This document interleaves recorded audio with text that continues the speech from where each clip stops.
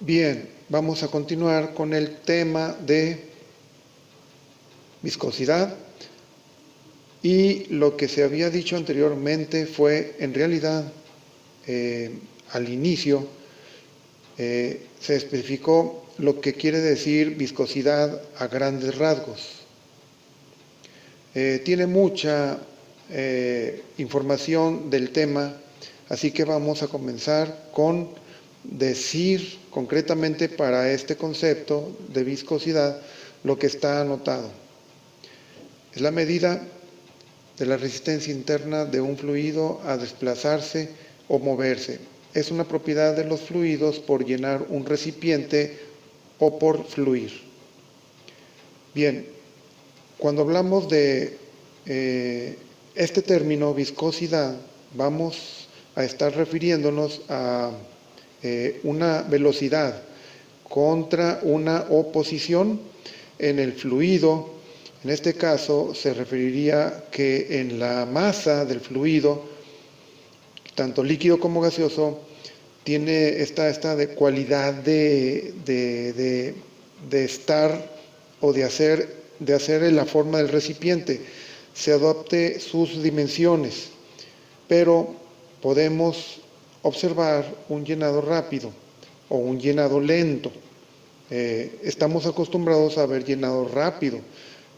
¿Cómo sería un llenado lento?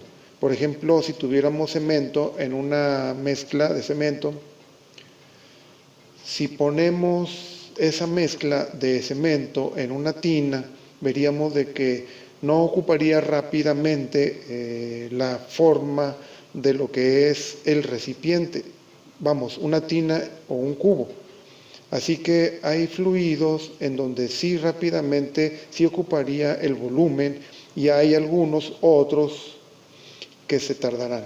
Entonces, de eso se trata, y de saber qué es lo que pasa en esos fluidos, en esa característica, y a continuación es lo que voy a detallar. Primeramente, vamos a hablar de esos estados, de esos dibujos que tengo aquí. Y también en la anterior ocasión yo comencé a explicar que la viscosidad se comporta en el fluido. Ayudaría a imaginar de que un fluido es como si fuera unas barajas, ¿verdad? Un mazo de cartas. Y si yo voy a moverlas desde la parte de arriba, la parte de abajo se va a mantener situada sobre el suelo, y lo de arriba es donde se aplica la fuerza. Encontraremos que la fuerza es paralela a lo que sería el área. Vimos en la anterior ocasión, expliqué de que esto se trata de un área, solamente aquí estoy poniéndolo de una visión lateral. Bien, entonces vamos a ver, por cierto, voy a poner en estas, voy a escribir, voy a poner qué significa cada una de estas letras. Vamos a empezar con la FC. Voy a poner fuerza cortante.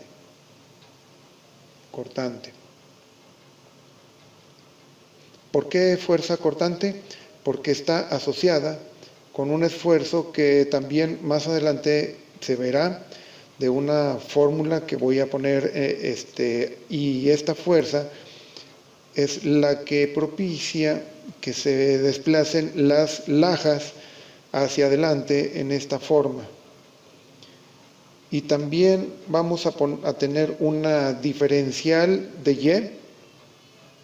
Esta derivada de Y significa que es la diferencial de espesor. Una diferencial de espesor. Se refiere a que cada laja o sección de área analizada tiene un espesor muy pequeño. También se especifica otra letra que denota la deformación ocasionada por el movimiento de todas las secciones. Es la letra griega delta. Nuevamente aparece esta letra, pero con otra descripción, y refiere a la deformación total. Otra letra es épsilon, que refiere a la deformación unitaria. Esta deformación es igual a la deformación total entre la longitud. Se observa el triángulo rectángulo que dicha relación delta sobre L es la tangente del ángulo formado en dicho triángulo rectángulo. Otra letra griega llamada eta, como una N minúscula cursiva, es la medida de la tenacidad u oposición a fluir. En este esquema se encuentra la forma de apreciar cómo se desarrolla el movimiento entre las moléculas, notándose que la letra griega eta, lo que es el coeficiente de viscosidad dinámica, se encuentra entre cada una de las secciones oponiéndose a un desalineamiento entre ellas, es decir, con cierta velocidad.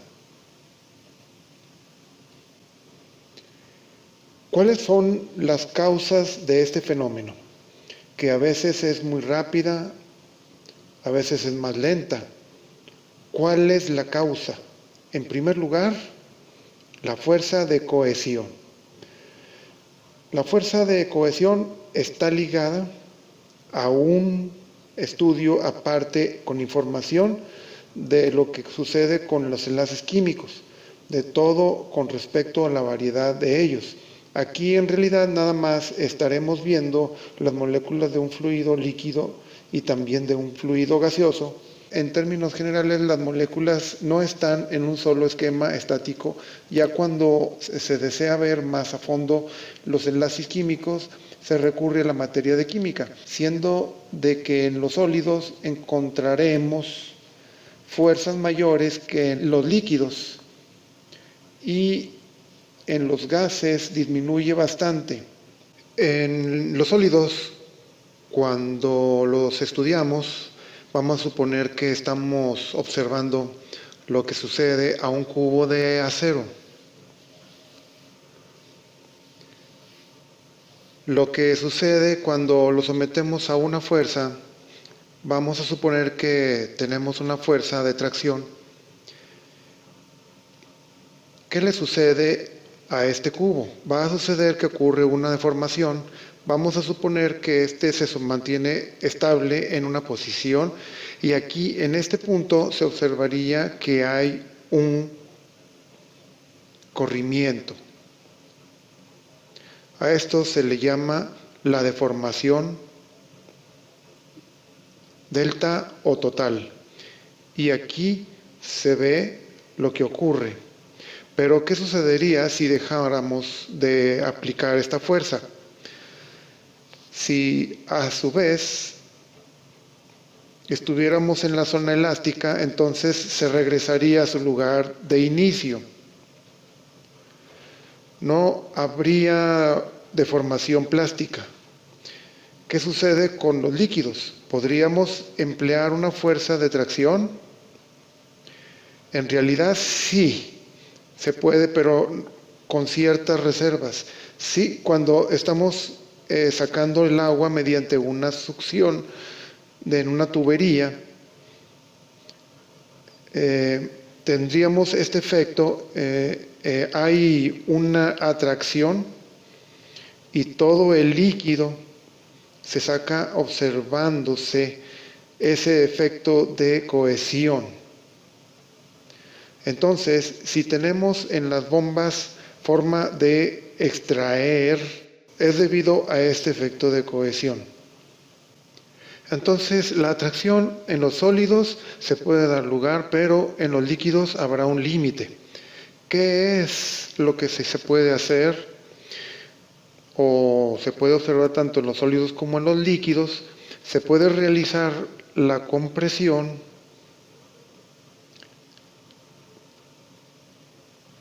Eso sí se puede dar lugar, tanto en los sólidos como en los líquidos, porque ambos son incompresibles. También va a aparecer una fuerza llamada fuerza de adhesión. Esa fuerza de adhesión que es, se da en sustancias distintas, pero prácticamente la vamos a estar viendo. Esa fuerza es aquella cuando en un conducto cerrado lo que le sucede al líquido que va transitando por aquí, encontramos que el líquido debe estar muy pegado. Hay una superficie de líquido pegada al material metálico. Esa viene siendo la fuerza de adhesión. Es por tal motivo que vemos aquí la fuerza FA. Fuerza FA, fuerza de adhesión. Por eso aquí encontramos que esta se mantiene inmóvil y la de arriba es la que se va moviendo. Todo esto sucede cuando vemos los líquidos. Se tiene una gráfica, y en esta gráfica vamos a poner una numeración. A este se le asignará el número 1, a este le asignamos el 2, a este el 3, nada más porque acá de este lado se va a comportar de una forma similar que el 3. Bien, esta gráfica también tiene ejes, y los ejes por este lado, aquí estará lo que se llama gradiente de velocidad.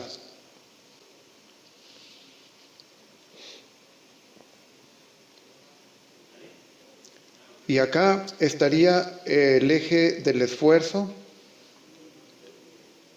cortante,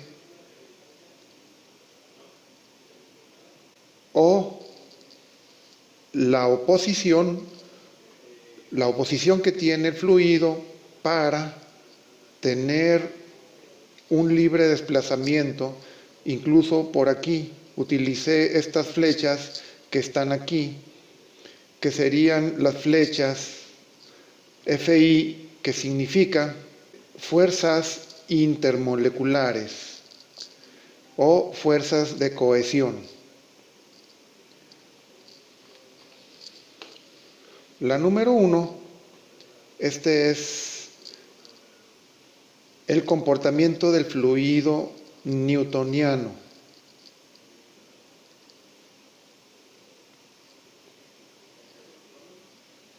Y la característica que tiene es que cuando se le aplica una fuerza, aquí se representa como Fc, la fuerza cortante va a responder con una velocidad de forma proporcional. Vean ustedes que es una línea recta. Es decir, se aplica una fuerza e inmediatamente me va a responder con una velocidad que se registrará en un conducto cerrado o en un conducto abierto. Entonces, ¿cuáles son estos tipos de fluidos? Puede ser el agua, hay varios, pero nos puede servir hablar de los fluidos que con frecuencia se mencionan aquí. Sería agua, petróleo, también el aire, por ejemplo, también.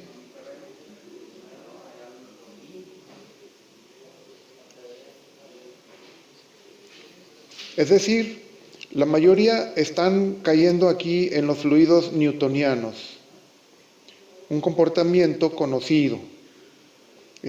Ahora vamos a ver fluidos que no siguen con este patrón.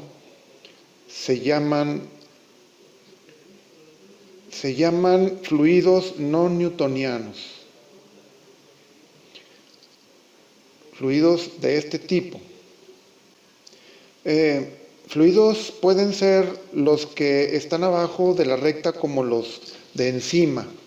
Los que están abajo se les llaman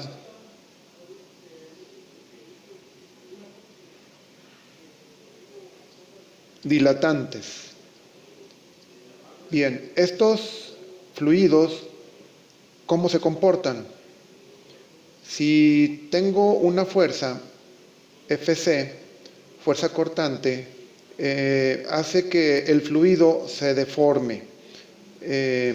Si se imprime una fuerza pequeña, el fluido se va a deformar, como si fuera un fluido newtoniano. Pero si se aplica una fuerza muy elevada, incluso una fuerza súbita, Fc se va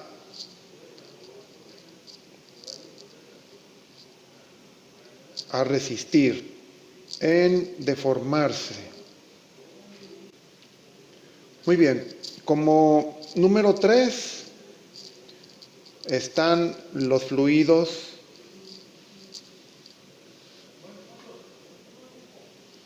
no newtonianos, pero en este caso se llaman pseudoplásticos.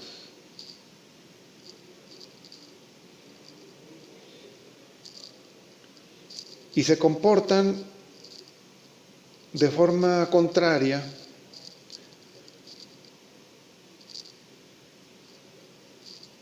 a los dilatantes. Al imprimir una fuerza pequeña, se impedirá la deformación. Es lo contrario de lo que platiqué en los dilatantes. En cambio, una fuerza grande, de gran magnitud, la deformación será notoria.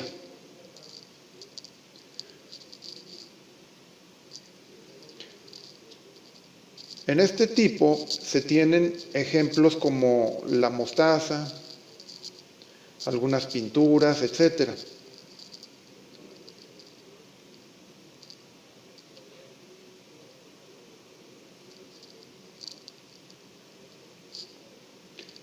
Sería interesante que por cuenta propia se viera algún video con algún experimento vinculado con los no newtonianos dilatantes. Algunas precisiones de la gráfica son las siguientes. Aquí notamos que se encuentra el fluido newtoniano, cuya característica es de que las variaciones que tiene tanto de un lado como del otro, en cuanto a lo que estamos viendo aquí de los ejes, es de forma lineal.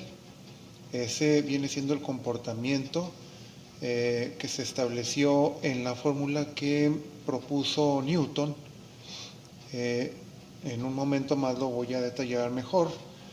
Y esa es la particularidad de los fluidos newtonianos, ¿de acuerdo?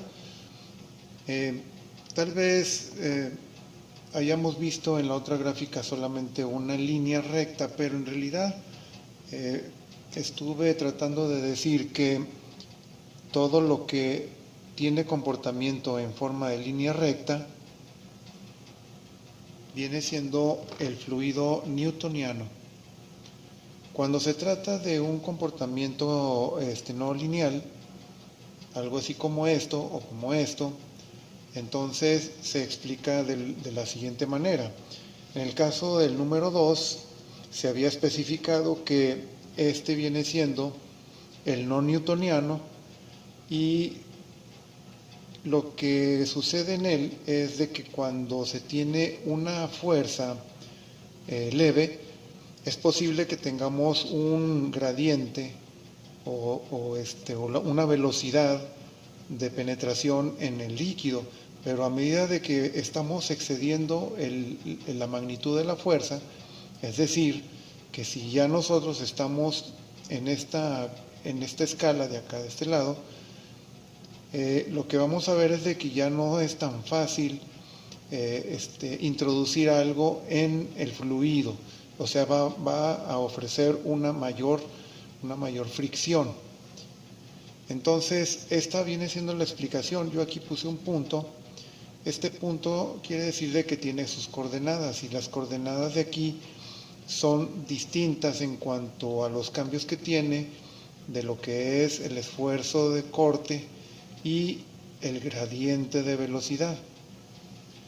Precisamente también quiero precisar lo que significa gradiente de velocidad. Es un poco complicado, pero se supone que el gradiente, lo que se le llama en matemáticas gradiente, obedece a que es un vector, pero como es una derivada parcial, este es el símbolo de la derivada parcial, tenemos nosotros aquí los tres ejes, el X, el Y y el Z. Pueden estar en otro lugar los ejes, pero si se trata de algo en el espacio, debemos de hacer esta forma de expresarlo.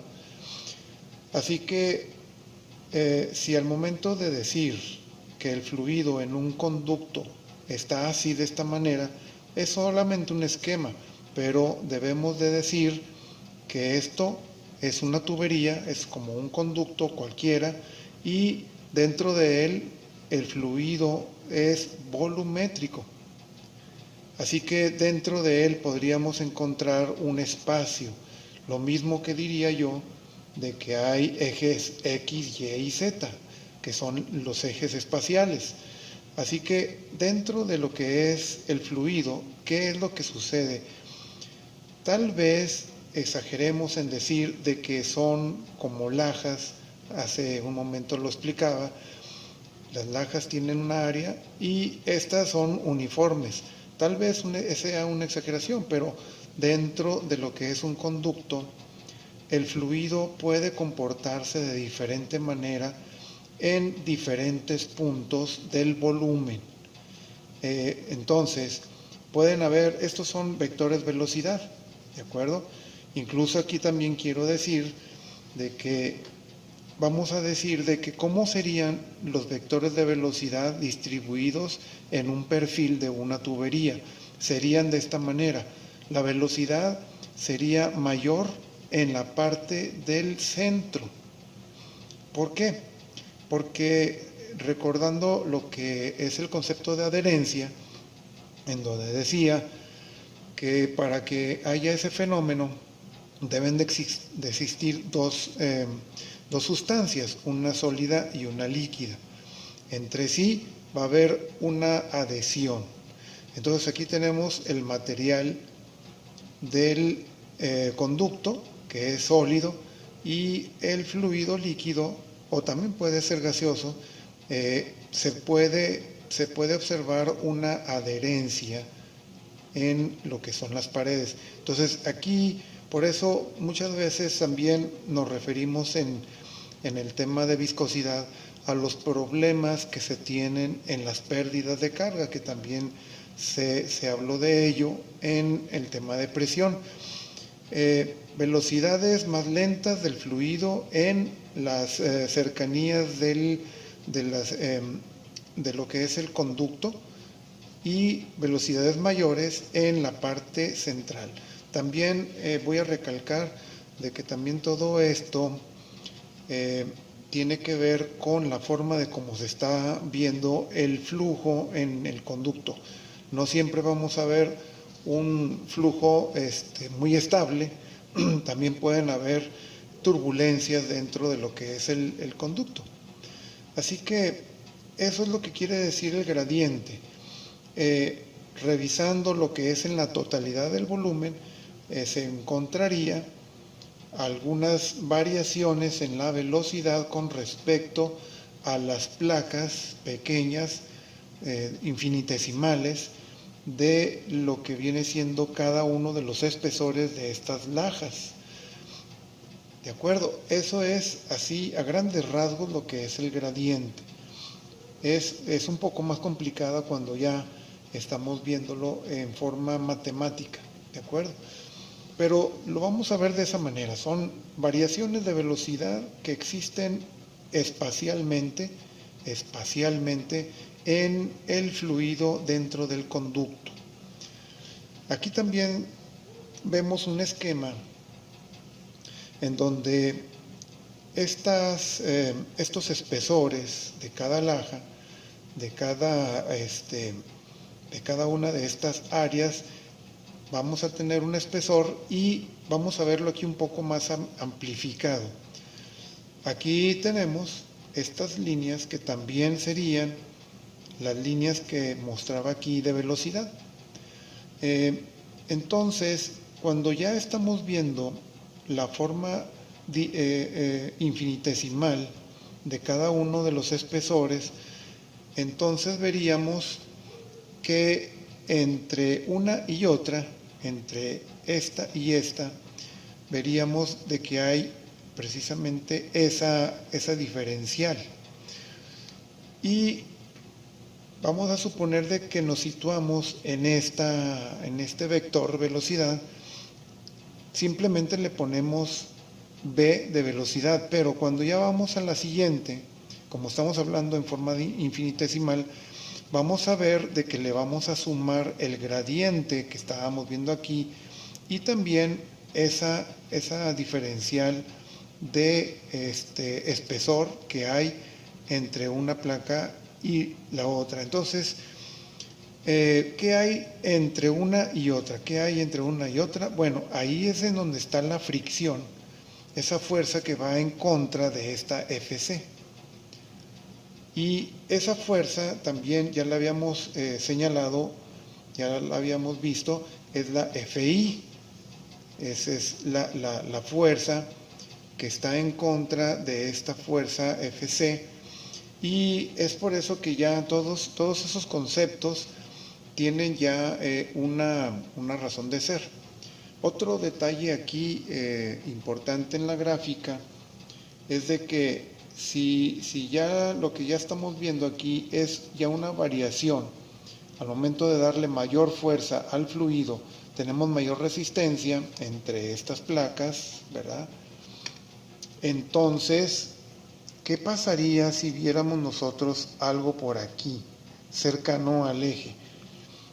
Bueno, aquí vamos a encontrar que a se le pudiera decir de que es un fluido ideal, porque aquí estaríamos viendo de que no tendría resistencia o una resistencia muy pequeña. Si ya nosotros llegamos hasta lo que es el eje, una línea hacia lo que es el eje, entonces aquí estaríamos viendo el coeficiente de viscosidad dinámica. Ahorita lo vamos a ver. Entonces, cuando tenemos esta línea aquí en el eje, estamos diciendo de que es un fluido ideal, donde en realidad no tenemos una oposición y pues ese fluido solamente es ideal, no es real. A lo mejor sí podríamos acercarnos un poco a estos valores, pero no vamos a encontrar ningún fluido que tenga esta característica. Si fuera así, entonces ya los ingenieros no estarían buscando la manera de que los rieles de los ferrocarriles, estos de alta velocidad, estuvieran suspendidos en campo magnético. Ustedes han de haber sabido de que hay trenes ahorita que son de muy alta velocidad y pues la forma de hacerlo es levantándolo, el tren es levitándolo. Entonces, ¿cómo le hacen? Con campo magnético. Entonces, si hubiera un fluido de estas características, pues no tendría caso recurrir a la levitación magnética, sino simplemente se recurriría a un fluido ideal, donde no tuviéramos ninguna oposición. Si lo identifican, entonces por ahí va la situación con esto de los fluidos ideales. Ahora, ¿qué pasaría si nos vamos para el otro lado? Estos son los pseudoplásticos, en donde también ya se platicó que al momento de hacer una pequeña fuerza ofrece mucha resistencia, pero cuando ya tenemos una fuerza débil, entonces sí nos permite penetrar en el fluido más fácilmente. Que habíamos dicho por ahí que era que pues, la mostaza, también la catsup, salsa catsup también, hay algunas otras, pero en realidad, por cierto, no di los ejemplos de esta, pues aquí hay una mezcla de unos almidones de lo que es la fécula de maíz. También incluso hay unos experimentos que sí quisiera que por ahí los buscaran en el YouTube, están muy interesantes. Bueno, entonces, esta viene siendo esa característica de los pseudoplásticos, y si nos vamos más para acá, llegando hacia lo que es el eje que tenemos acá, ¿qué encontraríamos? Bien, pues nada más lo que les quiero decir es de que acá de este lado, si viéramos una línea por acá, veríamos los sólidos, un sólido. Bueno, vamos a tener que asimilarlo. Si al tratar de hacer de que un sólido tuviera un efecto tijera, en donde se separaría una parte de otra, así más o menos, así lo vamos a poner. Yo hago una fuerza así y esta la hago así, ¿de acuerdo? Ya separé estas dos piezas. Antes estas piezas estaban seguidas, pero cuando yo impongo una fuerza así para arriba y otra así para abajo, vamos a suponer de que el sólido no resistió más y aquí se dio origen a la separación del material. Este viene siendo el corte. Observen de que la fuerza va así y el área de corte está así. Entonces, estamos diciendo todavía de aquel principio del esfuerzo de corte, que era fuerza sobre área, y la característica es de que ambos están en línea o paralelo. También se le puede decir a esto de que son tangenciales, ¿sí? Por eso aquí escuchamos mucho en viscosidad las fuerzas tangenciales, que se refieren precisamente aquí al esfuerzo de corte. Bueno, decía yo de que aquí veríamos un metal. Bueno, hay una situación en la diferencia de lo que es un metal y un fluido viscoso, muy, muy viscoso. Acá está viéndose un fluido muy viscoso. Bueno, hay una diferencia. Bueno, lo que pasa es de que yo puedo hacer de que un sólido tenga esto. Pero antes de que tenga el corte, puedo deformarlo. Y la deformación, también lo había platicado, en un sólido, puede hacer de que se regrese uno y puede llegar a tener nuevamente las dimensiones originales del metal. Pero en el fluido no se puede. Una vez de que yo he iniciado a deformar el fluido, así como lo vemos aquí, ya no hay marcha atrás, no se puede regresar uno. Así que esto viene siendo el principio de la fluidez en un conducto, ¿de acuerdo? Esa también sería una característica del fluido. No es posible regresar después de una deformación. Así que, pues sí podríamos encontrar por acá, por este lado, el metal, pero con ciertas reservas, ¿de acuerdo? Bien, ¿qué más acerca de lo que viene siendo la gráfica? Todo el mundo ha visto lo que le pasa a un plástico cuando lo tratamos de deformar. Hay ciertos plásticos que los podemos estirar, ¿de acuerdo? Así que también se dice, por eso se llaman pseudoplásticos, porque aquí el plástico, precisamente lo que es el plástico, esto sería el plástico, así, más o menos por aquí. El plástico sería eso, y el plástico ideal se dice que estaría así, ¿sí?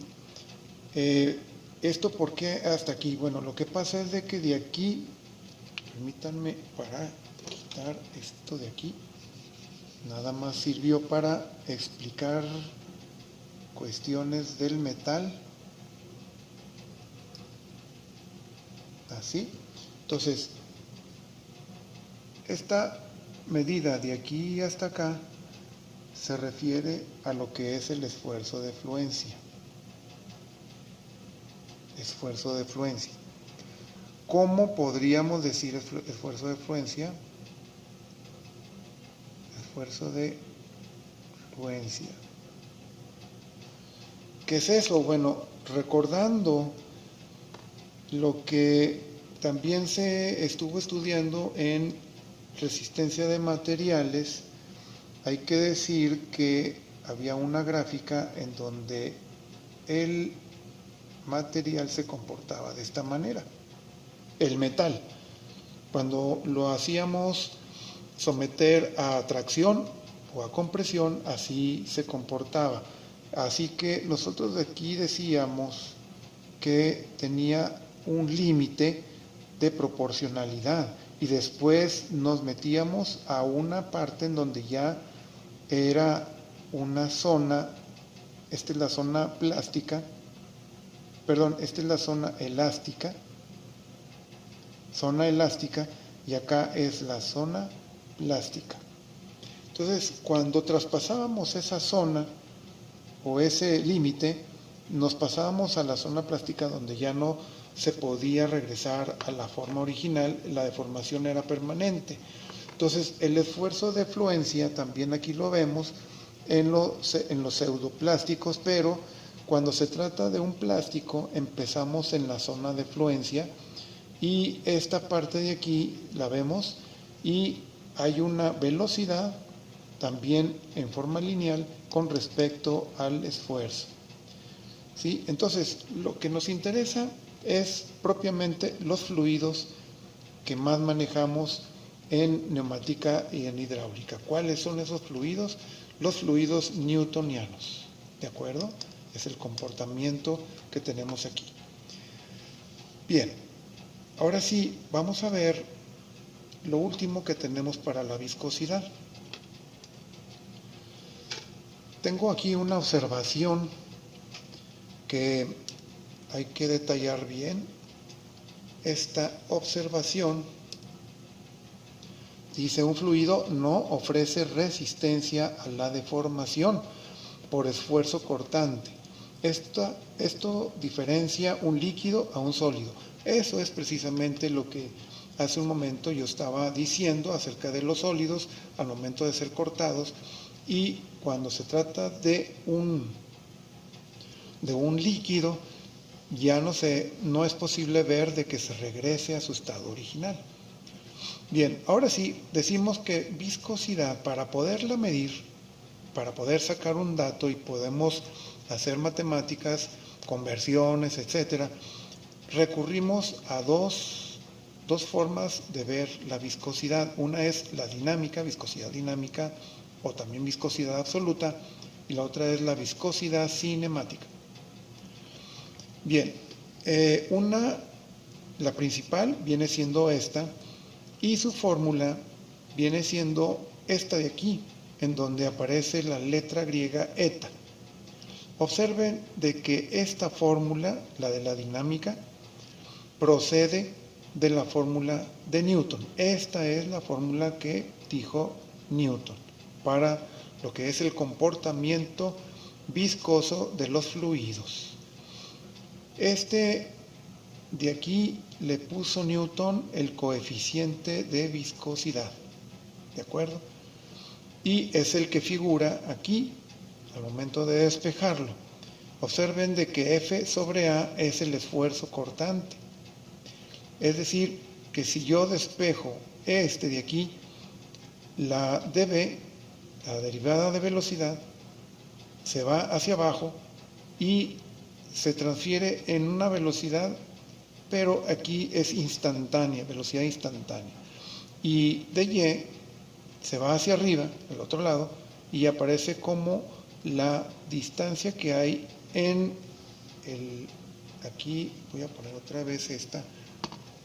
Y viene siendo la distancia que tenemos dentro de lo que es el diámetro. Así, por eso tenemos como diferencial de y esta parte de aquí, porque se trata de una pequeña fracción o una pequeña parte, una parte diferencial del conducto. Entonces, solamente para que nos situemos en lo que estamos diciendo. Bien, entonces esta viene siendo la fórmula. Ahora, aquí también está la explicación que hace un momento di, que es el gradiente de velocidades, ¿sí? Y se dice que es el deslizamiento, se puede decir así, el gradiente de velocidades, deslizamiento de una de las capas del cuerpo con relación a otras. Es decir, que cuando estamos viendo ese deslizamiento entre esta capa y esta, se van a deslizar de diferente manera, ¿de acuerdo? Eso viene siendo lo que también se comprendería como el gradiente de velocidad. Y pues por supuesto también, como lo había dicho hace un momento, como es espacial, son distintas en distintos lugares. Para que se dé una idea, el gradiente es un concepto matemático vectorial, es una cantidad vectorial que también se utiliza en temperaturas. Si yo tengo, por ejemplo, un lugar en donde se está calentando, no vayan a pensar de que la temperatura es uniforme en todo el volumen de un horno, por ejemplo. Hay diferentes temperaturas dentro de ese horno. Por eso también se utiliza el gradiente, porque se trata de ver lo que sucede dentro de un volumen. Bueno, ok, vamos a seguir y precisamente aquí tengo el dato que también habíamos visto anteriormente cuando n, o más bien eta, parece una n estilizada, eta igual a 0 es cuando es un fluido ideal. Las unidades, esto es muy importante, porque cuando estemos leyendo algo que tiene que ver con viscosidad, vamos a encontrar unidades. Y estas son las unidades que más se encuentran en la viscosidad dinámica. Tiene que ver, aquí se ve muy claro, tiene que ver con el sistema CGS.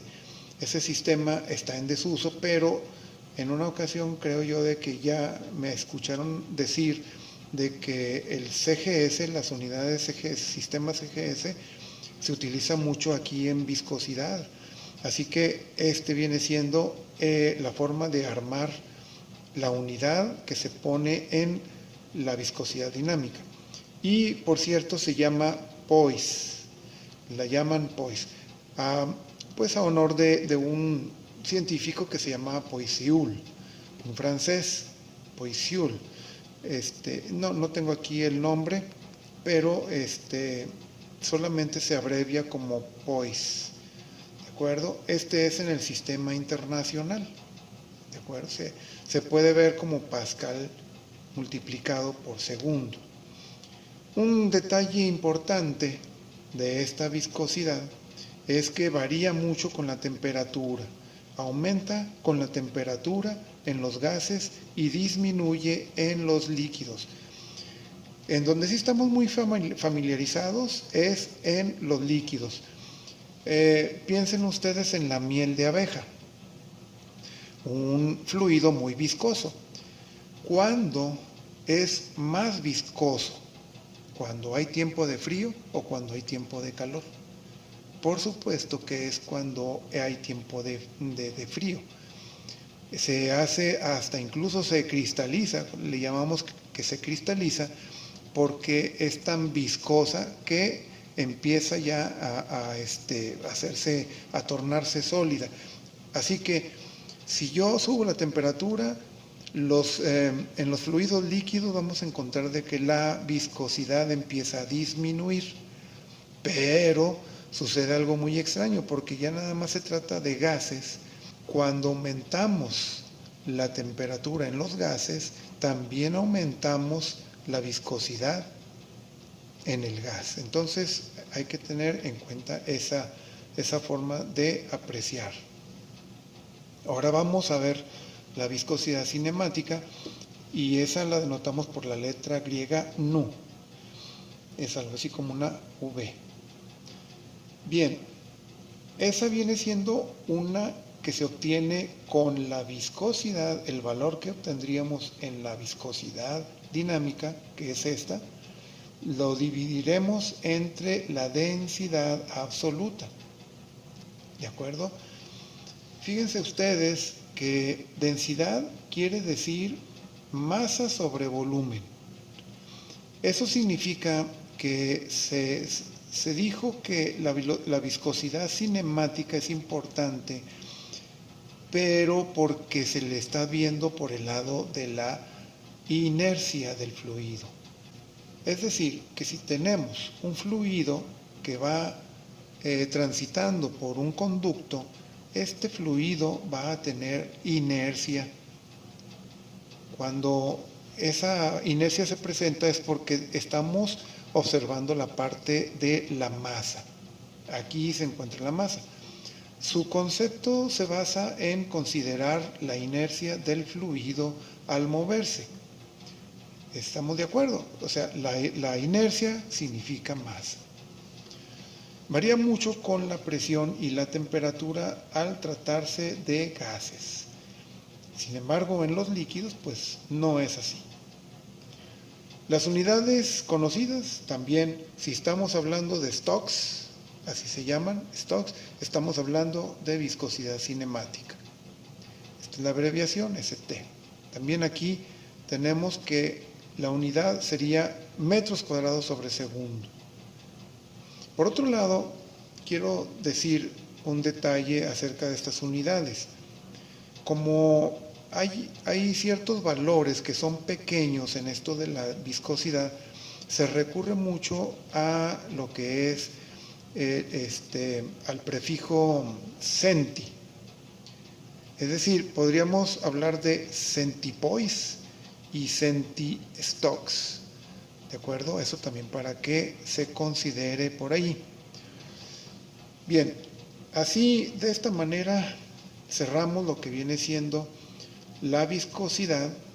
De esta manera se expresa, pero hay otra forma de expresar la viscosidad, aunque ya es una forma empírica.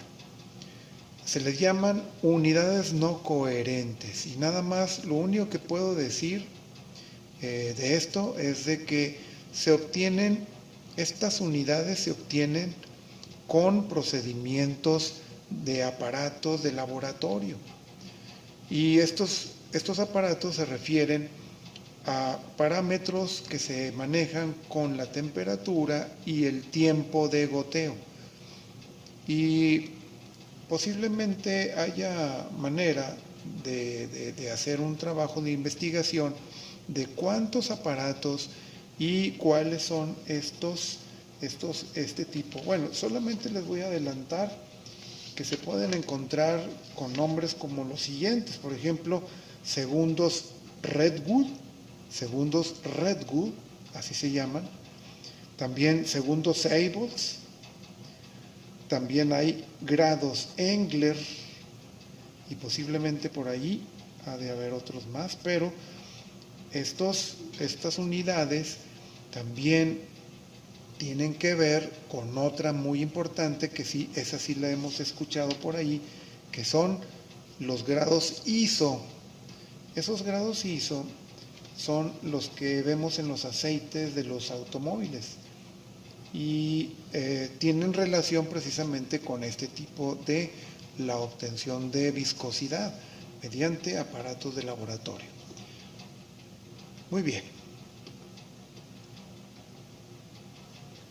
Bueno, hasta aquí con esta sección.